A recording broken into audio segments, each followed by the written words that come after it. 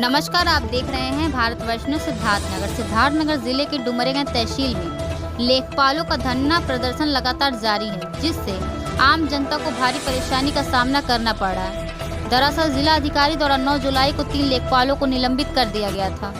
इसके विरोध में 17 जुलाई से डुमरियागंज तहसील के लेखपालों ने कामकाज पूरी तरह बंद कर धरना शुरू कर दिया।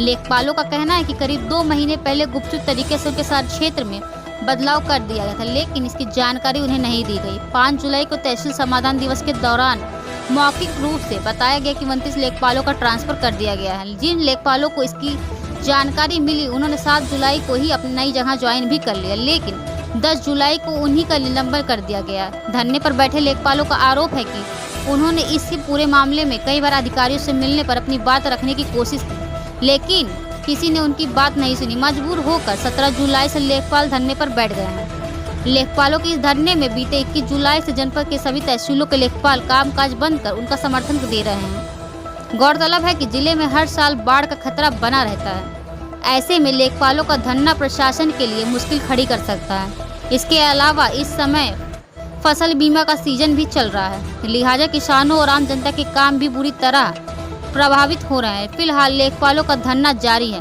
और प्रशासन से अब तक कोई अधिकारी वार्ता के लिए सामने नहीं आया। देखना होगा कि लेखपालों और प्रशासन के बीच ये विवाद कब तक सुलझ पाता है। कहना है कि हर वर्ष माननीय शासन की परिषद की स्थानांतरण नीति आती है। शासना नीति के अनुसार हल्का परिवर्तन या स्थानांतरण होता है। तहसील डुमरियागंज में स्थानांतरण नीति आने से पहले बीच सत्र में ही 26 अप्रैल 2025 को कुल 49 में से 31 लेखपालों का स्थानांतरण कर दिया गया। उसमें से इतनी घोर अनियमितता की गई कि एक लेखपाल साहब को उनका ही गांव पे पोस्ट कर दिया गया और उनके ससुराल को इंचार्ज में दे दिया गया। किसी भी प्रशासनिक कर्मचारी को उसके गांव पे नहीं तैनात किया जाता है। इसके बाद भी उसमें इतनी अनियमितता की गई कि जिनका 3 वर्ष पूर्ण हो गया था, उनका हल्का परिवर्तन नहीं किया गया। बहुत लोग ऐसे हैं जिनका 3 वर्ष नहीं पूर्ण हुआ था, उनको भी बदल दिया गया। और जो इंचार्जी हल्के दिए गए लेखपालों को, वो कम से कम 30 किलोमीटर 25 किलोमीटर के दूर दिया गया, जबकि जो शासनादेश है, परिषादेश है कि किसी भी लेखपाल को उसी सर्किल में, अगल बगल के सर्किल में तैनात किया जाए ताकि सुगमता पूर्वक वो सभी क्षेत्रों में अपना सेवा दे सके। फिर इसी एक ही सत्र में दूसरी बार स्थानांतरण सूची 3 मई 2025 को आती है और पुनः तीसरी बार एक ही सत्र में तीसरी बार स्थानांतरण सूची दिनांक 19 मई 2025 को आती है।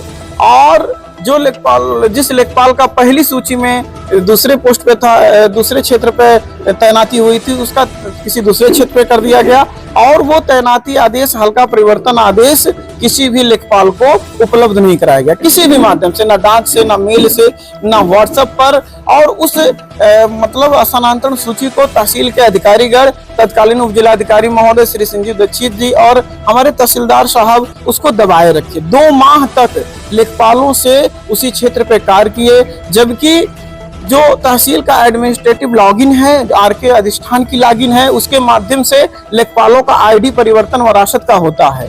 उन्होंने 2 माह तक कोई परिवर्तन नहीं किया, उन्हीं लेखपालों से काम लिया, क्षेत्र में काम लिया। उनको 2 माह तक कभी भी चेतावनी नहीं दिए कि आप इस हल्के से क्यों नहीं हट रहे हो, ना उनको कोई आदेश सार्वजनिक हुआ।